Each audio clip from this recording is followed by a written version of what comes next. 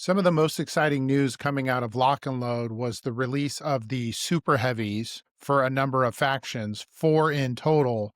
We have rules for 2 of them. Let's talk about them today. My name is Ryan. I used to be good at War Machine. Welcome to Spell Rack. The first of the released Super Heavies that I'd like to discuss is Deathjack. Deathjack is probably one of the most iconic warjacks in all of War Machine. Deathjack was a very good model in Mark II when warjacks weren't quite as strong, but definitely he always had a place. He's always had a very cool and interesting background. I think it is exciting for a lot of old players to have the nostalgia of something like Deathjack coming back into the game. I'm excited that SFG has released these guys and looking forward to them. Before I get into the card exactly, I think one point of context is important. This is a guess by me. I'm not sure. SFG mentioned that stats were going to be lowered in January because the game is too killy and they were trying to lower the lethality. My guess is that Deathjack and these other super heavies that have been released now are already post-January stat cut. If we look at Deathjack, he's Mat 7. Deathjack has historically been Mat 8. So I'm going to assume again, this is post the January update. If you look at Deathjack now for 20 points and you consider him against peers that are other 80 millimeters, maybe something like Invictus or Big Pig, I'm not sure he stacks up. But in January, if everybody loses a couple of points here and there of stats, I think Deathjack's going to look really well. So let's look at Deathjack now, kind of a little bit more in isolation because we don't know what spell rack he's going to be walking into. And look at him as a post-January item. Okay, so Deathjack is 20 points, 34 boxes, is a 1220. My first pass there is that is a little bit of a tough pill to swallow. A 1220 adds up to a 32, not bad. Brick's heavies currently are 1318s and can get a shield to go up to 1320 fairly cheaply, and then has 34 boxes. If we want to run a comparison like Invictus, Invictus is a 920 and can get a +2 armor buff, so he'll be a 922. So you do end up with stats that add to 31, which is less than Deathjack's 32. So in that case, Deathjack is slightly more survivable with the same amount of boxes as Invictus. You get a little bit more defense, you get a little bit of less armor. Looking at other statistics, speed 6, mat 7, again, feels kind of average, but I think is going to feel elite in January if a lot of models lose a mat. All the heavies are mat 7, and my guess is they'll go to mat 6,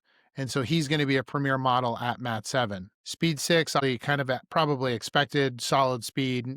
Just to look at his attacks really quickly, 2 POW 20s and a POW 17. The POW 20s having crit decap. I've been playing the Phantasm a lot. Phantasm has crit decap built in at a POW 21. It's an incredibly strong ability. Sometimes you hit it and you just one shot a heavy. Other times you roll 6 or 7 attacks in a row and you never hit the crit and you just kind of grind out your damage. It does depend. It can be swingy. It's not something you can count on, but it is a very good ability. I have a super heavy with 2 natural 20s and an additional 17. Pretty strong stat line to start with. Again, if we were using Invictus as a comp, Invictus is POW 18 with 2 attacks. Invictus does have an extra inch of reach, but obviously having 2 less POW is pretty significant. Where Deathjack has obviously additional value is going to be in his abilities. Hyper aggressive gives him out of activation movement. Opponents either want to fully commit on him or don't touch him at all. So if you can put him in positions where they think that your opponent could plink some damage into him, then he hypers aggressive and now he's a full advance up the table, which would make him very, very fast. And so your opponents are going to need to be very careful about how they interact with Deathjack, because if they think that they're just going to whittle him down over 2 turns, they're going to be very disappointed with it when he's deep in their lines. Skulls of Hate is the other item that he has, and this is a callback to the original Deathjack. This model is a spellcaster, and during your control phase, it gains 1 soul token for each of its functional arms. Deathjack can therefore get 5 focus, because you can allocate him 3 focus, and then your souls can turn into focus. So now you have a heavy that can have 5 focus. This is really the difference that made the original Deathjack in Mark II hit above its weight class. The original Deathjack was a POW 18, and because of the 5 focus, he was able to hit above the other warjack out there, and he felt a little bit more like a war beast, because war beasts often have Fury 4, Fury 5. It's more often you find that they charge for free, and it's that economy on a war beast is so much more efficient than a warjack, and Deathjack falls into that line with that much more efficient economy. Being able to threat project with a normal heavy with 3 focus, you spend 1 to charge, you might get an initial at, even say it's the same POW 20, and then you buy 2 attacks. So you get a boosted POW 20 on the charge, and you buy 2 POW 20s. Deathjack's going to charge for 1 and then have 4 focus to buy additional attacks. So Deathjack has 2 additional attacks over a regular heavy. The percentage of output increase there is substantial. And so when you're looking at Deathjack at 20 points, he really is putting out a similar output to a Warjack that was, say, 12 points because of the 2 extra focus. It's an incredible amount of threat, and it helps to justify the 20-point cost. Deathjack, also a soul collector, collects souls within 10 inches. So in addition to the 2 souls that he starts with, he can collect souls and use the souls for abilities. Looking at the abilities, can remove D3 damage, probably not one you're going to use as often. Second one is the most important one, and we'll get to in a second. He can spend a soul token to cast a spell without spending focus. Big deal. And then the final one, he can spend his souls to gain focus. So that's kind of what I've already been talking about in his ability to have effectively 5 focus on him each turn.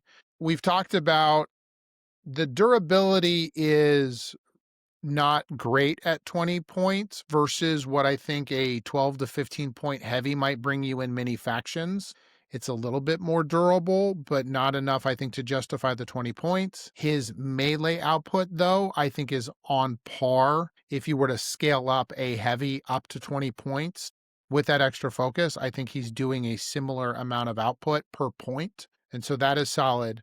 While he may not be as durable, he adds a lot of utility with his spells. The first thing that I think is important to recognize on Deathjack is as spell racks go away and Warcasters have static spell lists, Deathjack is sort of his own spell rack, right? You can add Deathjack in any Necrofactorum list, and you automatically gain access to these spells. Let's use Ghostwalk as the primary example there. If your caster in Necrofactorum doesn't have Ghostwalk, you can still add Ghostwalk to your list. You just have to bring Deathjack. So let's talk about the spells real quick. Annihilation costs 4, but again, you spend 1 soul, you cast the spell for free. It's a range 10, AoE 2, POW 10, Blast 10.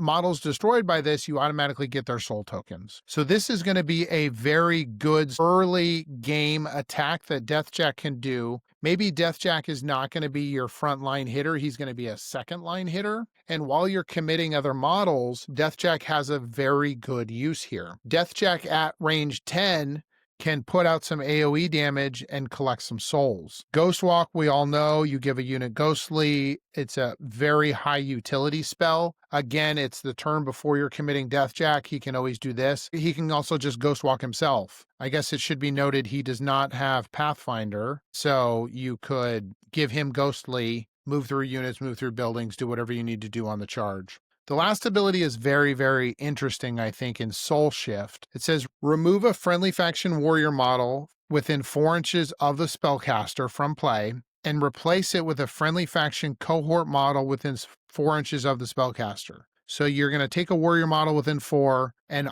probably move Deathjack into where that spot was, but you could also pull another heavy or light to that other spot. The model that then teleports forfeits its movement and action. You could commit Deathjack to a specific point on the battlefield. Maybe you're not contesting an objective that you want to contest. You have the opportunity to move him backwards. Maybe you commit him into a position where he's in danger of retaliation, and you could maybe move him to safety. I do think Deathjack is very cool as a model. I think he is full of potential. I think we'll have to see the way the other stats in January come out until we truly know how powerful he is. But if I think about other heavies, again, going back to an Invictus, if Invictus goes down to mat 6, I realize that Invictus comes with a free Magnus, and so it's not necessarily a good comparison. Invictus is always going to have full focus because Magnus can give it to him. You're going to get limited use out of Magnus, right? He's mostly just going to be playing it safe, fueling Invictus, and then after Invictus dies, then Magnus gets to go try to do some stuff on the table. Deathjack, you just have Deathjack. But if you have 2 extra POW, you have an extra mat, and then you have all the utilities of the spells, I think Deathjack starts to look solid. Let's very quickly look at some of the Warcasters. Let's look at some of the base spells that exist on the Warcasters as well as their feats.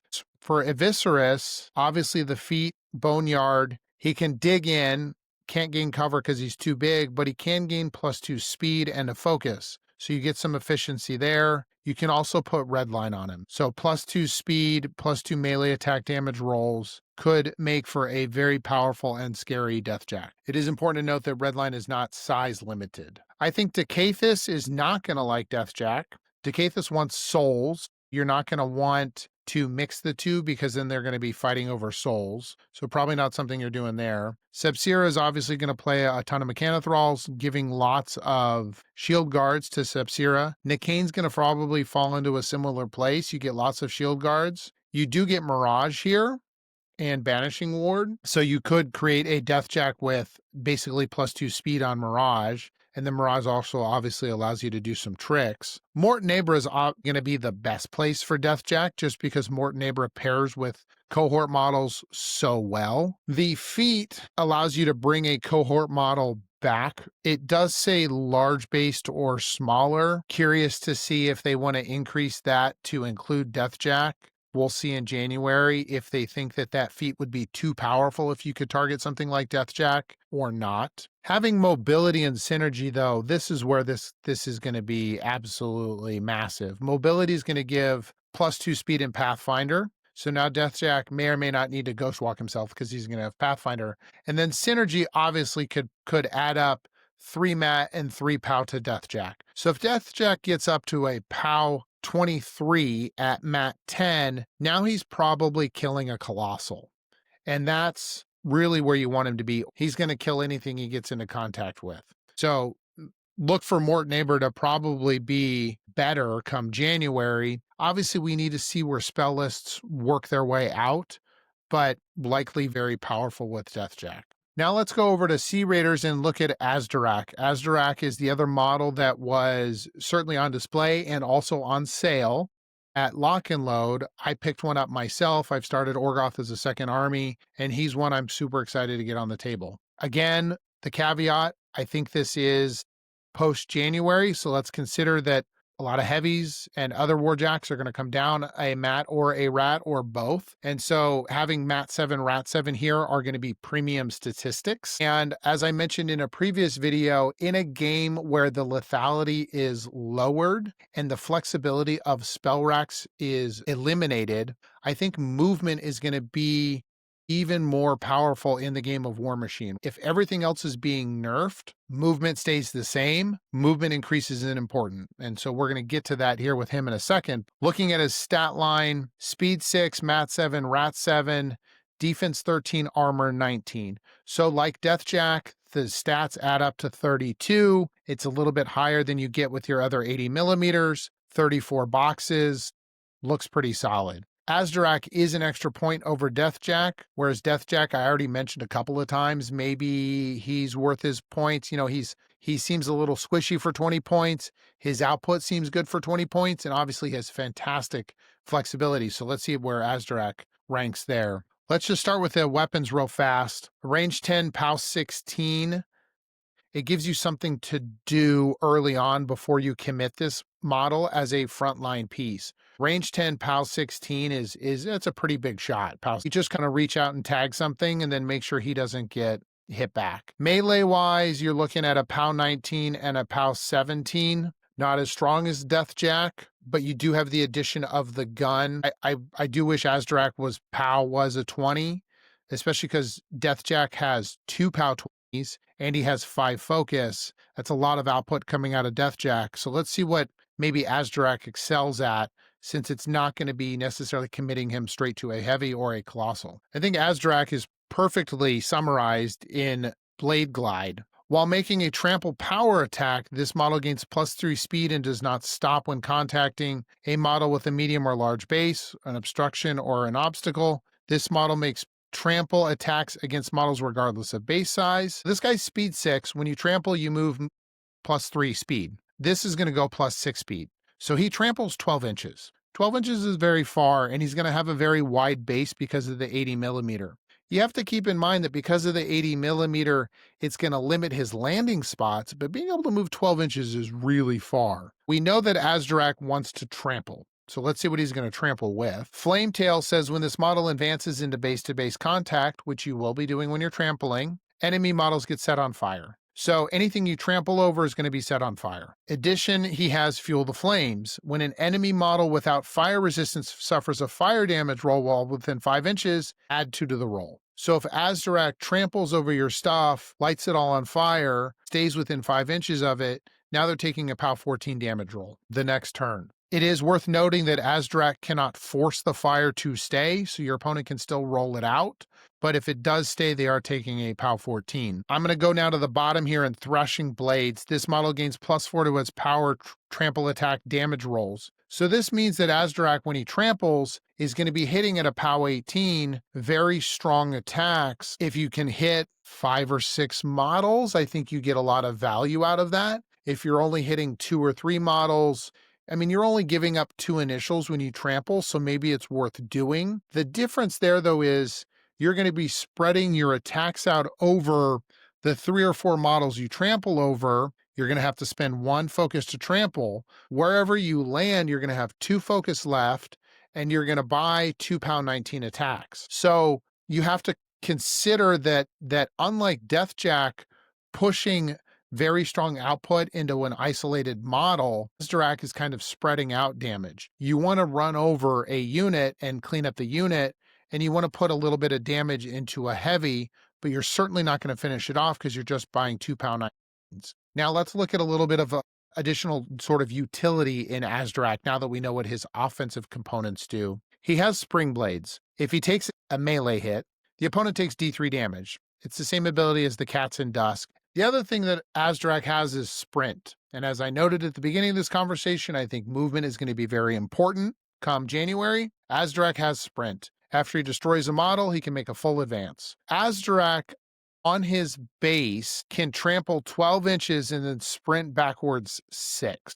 This is going to be a very complicated model to play. If you trample forward into your opponent's lines, you're now 12 inches deep. And then if you're going to sprint, sprinting backwards 6 is unlikely to get you to anywhere safe. You're probably going to want him on a flank if you can trample 12 inches in and then maybe sprint sideways so that you're trying to get 6 inches away from everything. If you have a chance to trample sort of parallel to their front lines, you could do a strafing run there and then sprint back into your own lines. But that's going to be hard to set up. You're going to need Azdarak halfway up the field already. So he's going to be a much more complicated model, I think, than Deathjack. I'm hard-pressed to see where 21 points, where he's actually better than Deathjack. I think I'd probably like to see him at 20 or even 19, because I think he's a little worse than Deathjack.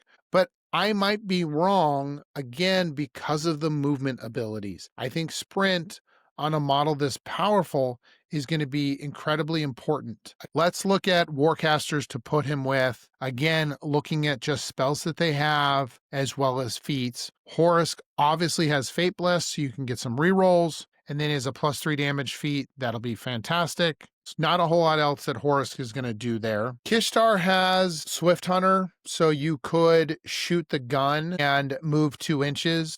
Kishtar does have additional spells. Fire Group could turn your gun into a range 12, POW 16, so it allows you to shoot pretty effectively on the way in. Also, Surefoot on a model that big, being a defense 15, armor 19, 34 boxes, super scary. Maybe that allows you to commit him, trample, sprint, and then put him in an unkillable position. So I think Surefoot could be a definite good ability there for the survivability and the caginess of the model. Kishtar also obviously has a pretty powerful feat, being able to give reposition 3 and signs importance for a turn will just increase the output.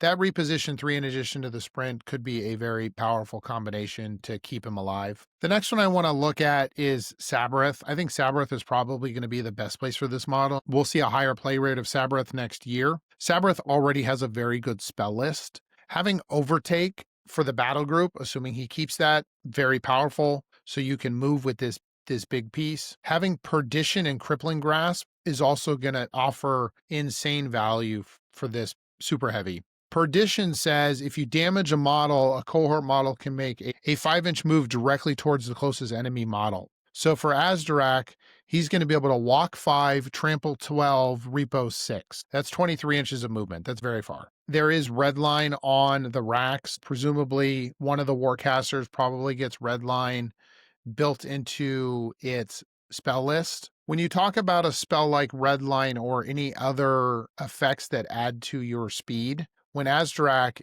has Sprint, he is going to make a full advance. So if something like Azdarak does get redlined, he's going to be speed 8. So he's going to trample 14 and then he's going to sprint 8 inches. So you get that much more trample and that much more safety on the sprint. So being able to double dip into that movement on any given turn is again going to make Azdarak a much more powerful piece. While I don't love the 21 point cost, my guess is in the January update, you are going to see Azdarak played with spells like Perdition and spells like Redline. And again, being able to trample 14 and then sprint 8 in a meta where he has premium stats, I think can make him a very, very powerful piece where you can consistently deal damage to your opponent without taking retaliation, or at least heavy retaliation. Okay, that's it for now. Those are the two 80 mils. Super excited to get Thunderhead and Behemoth when they're released. I'll obviously do shows on those. I get that this was a long one. I wanted to review both of these heavies though and get this video out there.